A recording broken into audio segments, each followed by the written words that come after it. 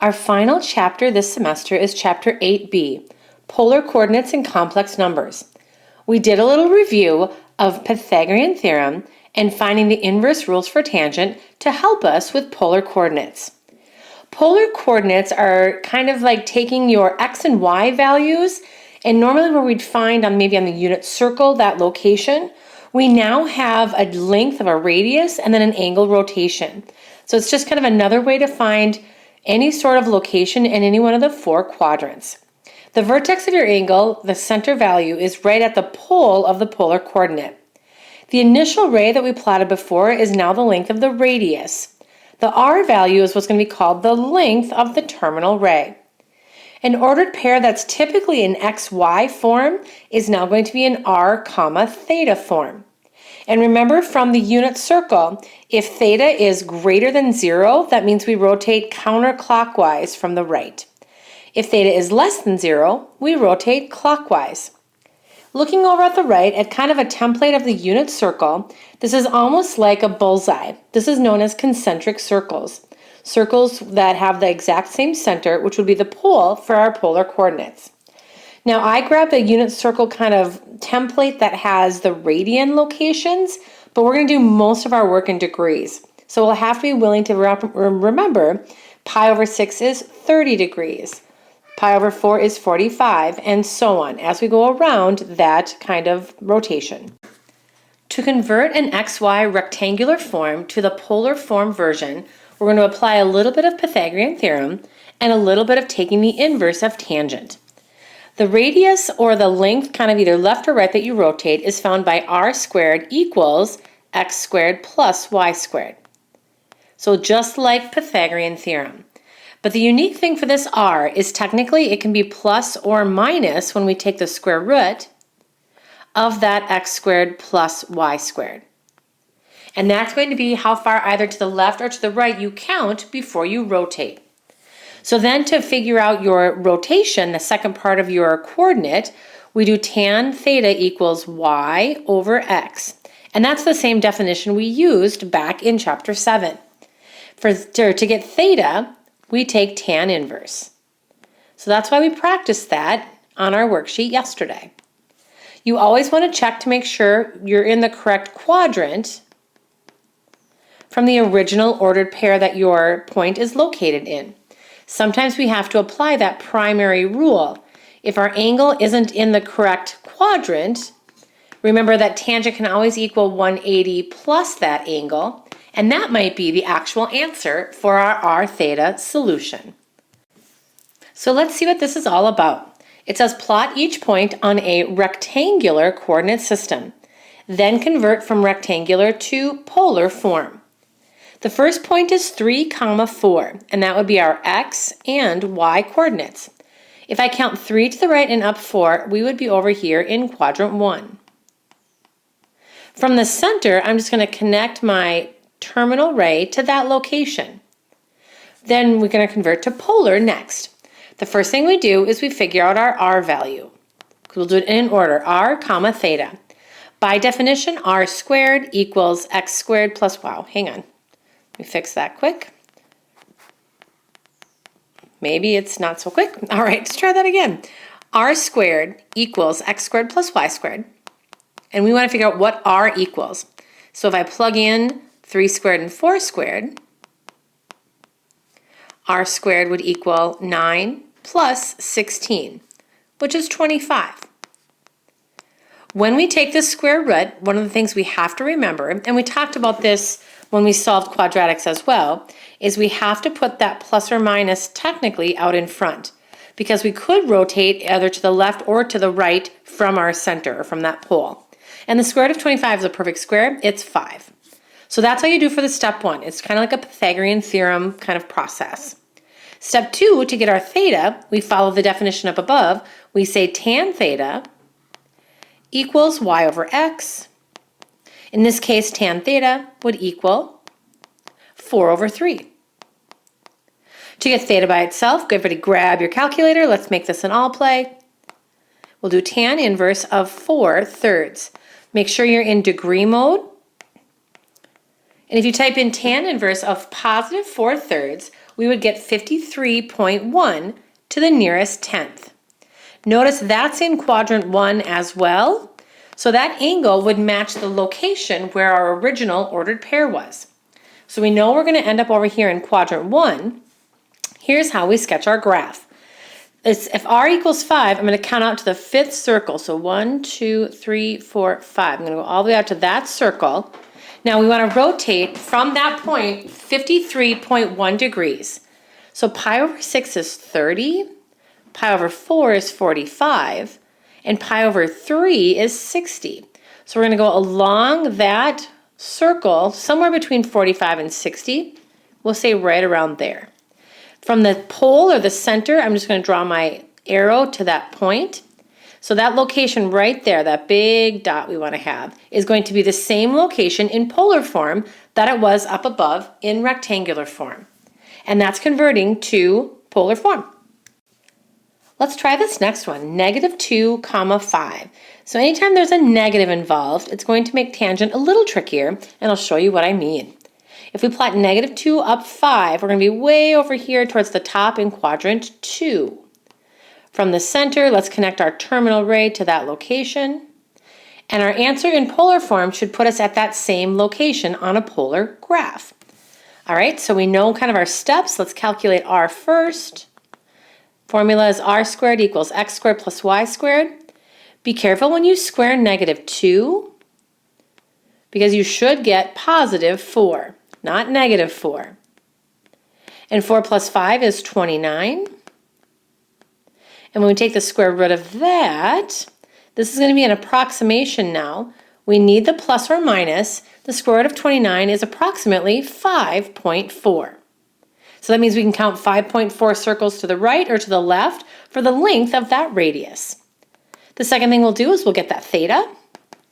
Definition, tan theta equals y over x. That's going to be 5 over -2. To get theta by itself, take tan inverse of that fraction. Doesn't matter if you put the negative on the outside or keep it in the denominator, but what does matter is watch what happens when you type this into your calculator. If we take tan inverse of -5/2, we're going to get a negative answer. We get -68.2 degrees. And that would rotate us down somewhere into quadrant 4. But we want a quadrant 2 answer. So what do we do to make that happen? I'm just going to get rid of this over here. We don't want that as part of our work. We're going to apply tangent's primary rule. So if we think about 180 plus theta, oopsie, there we go, 180 plus theta, but theta is -68.2. That means our other possible angle measure, 180 minus 68.2, would be 111.8. And that would be a quadrant 2 answer. Therefore, our answer in polar form is going to be 5.4, 111.8 degrees. And if we rotate 5.4 circles, if I count out 5, 1, 2, 3, 4, 5, we're going to be somewhere in between 5 and 6 right here. And we have to rotate all the way over to 111.18, or 0.8. At the top, that would be 90 degrees. At 2 pi over 3, that's 120. So we're going to end up somewhere over in this section, which matches our picture up above. So if I rotate kind of 5.4 kind of in the middle, between 90 and 120, I would say probably right around here. So I'm going to draw my arrow, my terminal side, that radius length all the way up into quadrant 2, and that matches with that rectangular form up above. Can I have all of you slide over to that last example really quick? Let's make sure to put that final answer in polar form.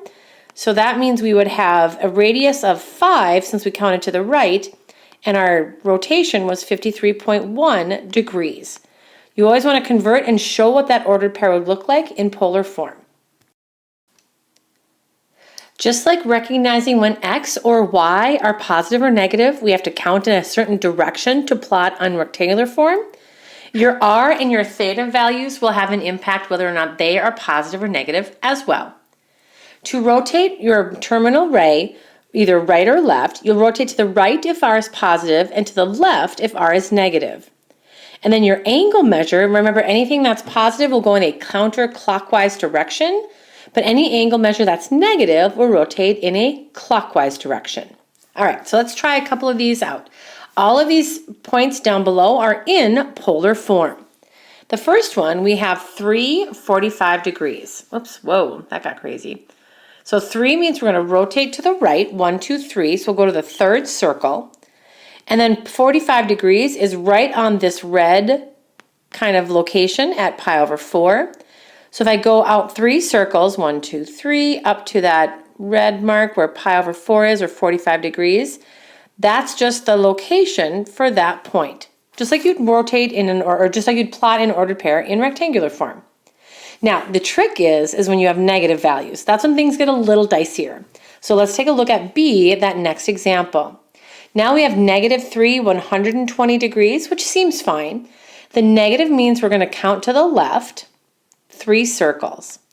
So when we do that, 1, 2, 3, we're kind of at that start point. Because we're counting from the left, we start with a rotation at 0, but on the left-hand side. So that's 0 degrees. So that means all the way down, this would be 30, that's a 30, 30, 45, 60, 90, 120 would put us all the way over here instead of up at the top in quadrant 2. And the only reason it does that is because we're starting from that left-hand rotation. So I need to go all the way over to that rotation, or that point right there. That's where I'm going to put the end for my ray from the center, from the pole of that polar coordinate. We can go ahead and get rid of that little arc. I just kind of wanted to show you how to get there. So that would be your location when your R value is negative. So you just want to be careful on these. Take your time, know which direction you're rotating, and know where your start point is from 0. On occasion, your theta value will be in exact radian form, which is nice for the pictures that I've given you to use because they're all in radians. The R value is 4. That means we're going to count out to the 4th circle. So start over here. But notice 7 pi over 6 is way over in quadrant 3. So I'm just going to kind of follow along that curve till I get to that point right there. And then from the center, I'll just connect it like so. Whoops, kind of try to get a little bit closer to being on there. There we go. And that's all you do to plot that point. If it's already on one of those grid lines, those red lines, then just count out the total number of circles for that radius. Even if it's clockwise, take a look at this one, -3 pi over 4. We can find that on the circle. So we're going to go out 4 circles again. So 1, 2, 3, 4. We're going to start over here. If +3 pi over 4 goes all the way like so, then -3 pi over 4 is going to do the same amount, but in a clockwise direction. That's just going to drop us all the way over to 5 pi over 4. So I'm going to rotate clockwise on that blue circle until I get to 5 pi over 4, put my big dot. That's where my ray will end, and we'll connect it like so. And that's graphing those polar coordinates, well, without making a mess, I guess, graphing those polar coordinates in r, comma, theta form. And our goal is just to kind of recognize the connection that we get from rectangular form.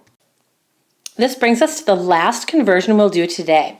If you have something in polar form and you want to convert it to a coordinate system form like x and y, remember on the unit circle, x was related to the cosine value. Therefore, to convert r comma theta to an x coordinate, we're going to take r times cosine theta. And the y coordinate was representative with sine on the unit circle, and we'll just take r times sine theta.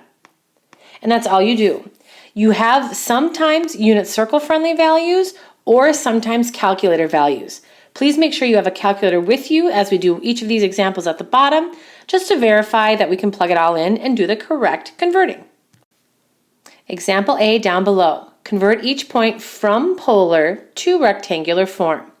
First, let's plot this. If it's 3, 30 degrees, that means I'm going to count to the right 1, 2, 3 circles, so I'll be over here right on the x-axis.